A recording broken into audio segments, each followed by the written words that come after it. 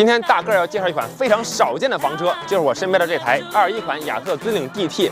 大家可能会说了，这看起来平平无奇啊，不要着急，让它变个身先。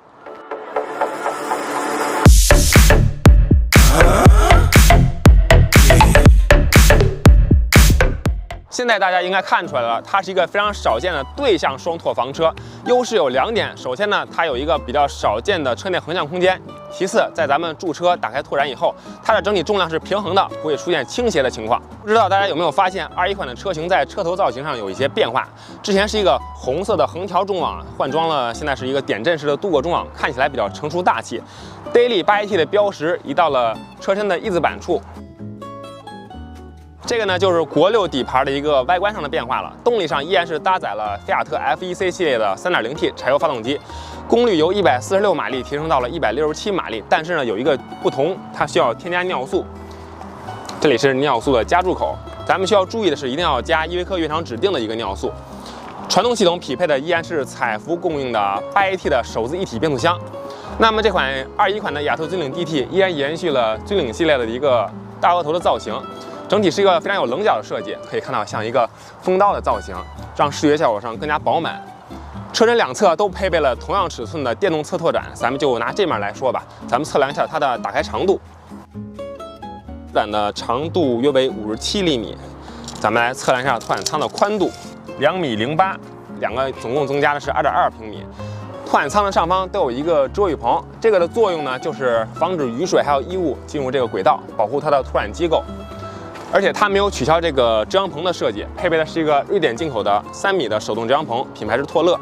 下方是一个外置的厨房组，这里是一个燃气罐舱，里面可以放一个10公斤的燃气罐，带有一个固定的绑带。左侧这里是一个折叠的小桌板，承重是15公斤。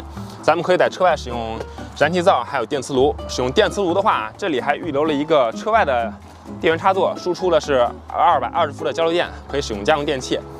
然后这个呢，平常是可以收回的，收回以后是不占用空间的。车外的接口还有一个德国瑞驰的取水口。这款房车的钥匙还是比较精简的，一个底盘的遥控钥匙，然后车外舱门的钥匙以及乘客门都是集成在这一把。这个是德国瑞驰水路接口的钥匙，还有一个赛特福德黑水箱的钥匙。右侧拓展底部是它的电瓶舱，这款房车的电路还是比较给力的，标配的是一个824安时的锂电池组。咱们下面去左侧看一下储物空间。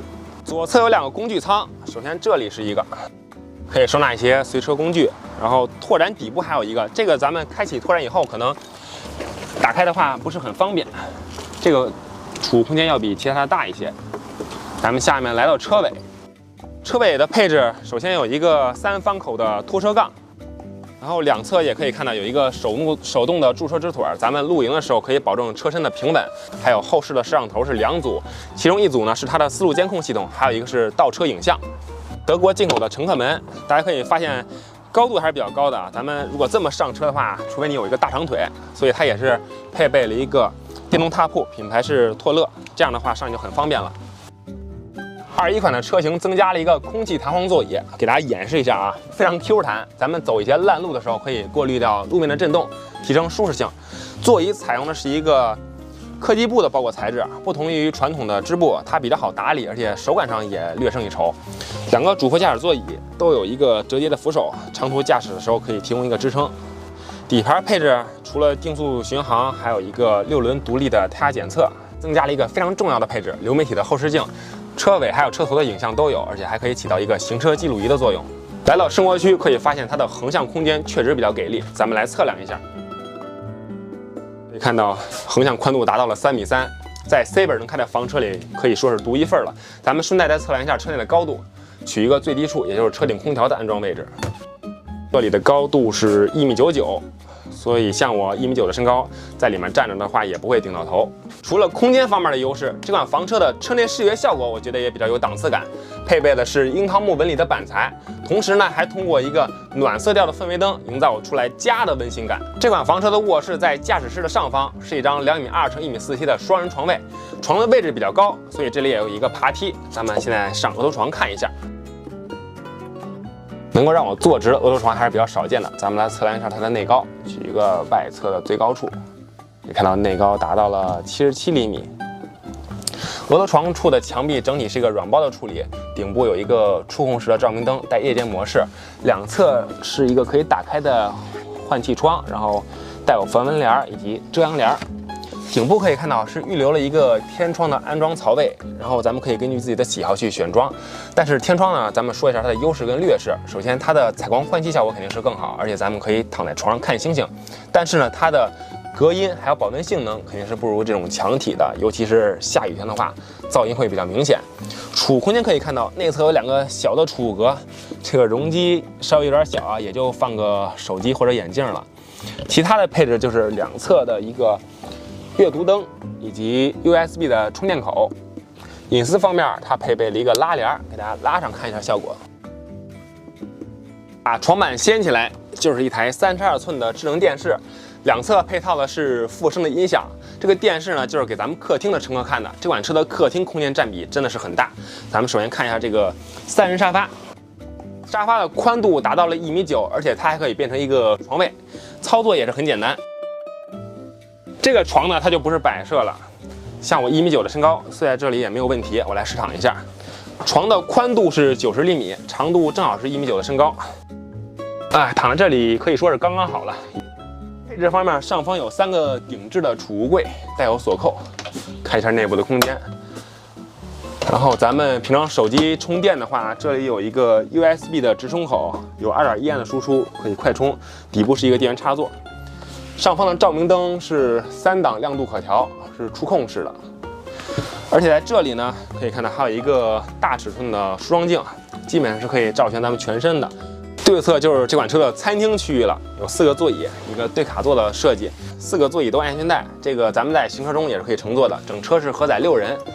餐桌的内侧有一个杯架区，然后电源插座和充电口也是布置在了这里。两个客厅其实都有一个大尺寸的外推窗，咱们行车中也可以看风景。车顶安装的是珀莱尔3500的房车冷暖空调。来到这里可以看到，这个控制面板是韦巴斯特燃油暖风机的面板。这里就是车尾的厨房区域，除了常规的洗菜池以及电磁炉，还额外增加了韩国进口的微波炉。底部是韩国 mini 的车载洗衣机，这个可洗涤衣物的重量是2.5公斤，带有童装煮洗功能。冰箱配备的是多美达的110升房车专用冰箱。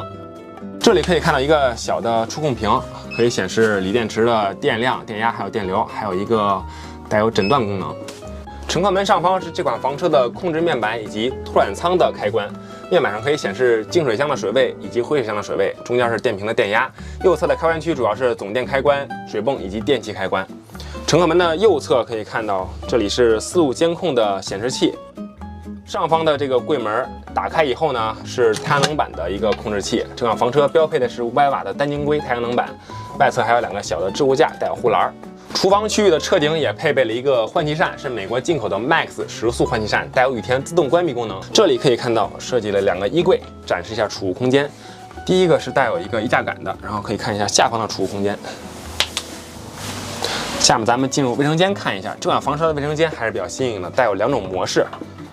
首先是坐便器模式，使用坐便器的时候，这个洗手池向这一侧旋转，然后它的坐便器也是可以旋转的。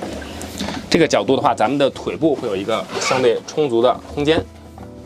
淋浴器模式呢，给大家展示一下。首先将坐便器收回，然后洗手池也收回，进行固定。这样的话，咱们就有一个比较足够的淋浴空间了。配备了一个独立的淋浴器，可以调节高度以及角度，还可以取下。水管带有一个固定，底部可以看到还有一个暖风出口，还是比较人性化的。常规配置有一个梳妆镜，然后储物柜，这个空间在房车里算是不错了。右上角还有一个，然后还预留了一个带防溅盒的电源插座，可以使用电吹风。顶部的换气扇配置没有厨房区的高，是一个双向换气扇，但是不带有速度调节功能。这款雅特尊领 DET 的优势就是它独特的对向双头布局，可以说是 C 本能开的房车里最大的车内横向空间了。其次呢，它的车内视觉效果以及整体配置也是一个比较高的水准，它的售价是61万，比较适合那些预算充足的玩家。好了，咱们本期的房车评测就到这里，关注大个儿带您看更多房车。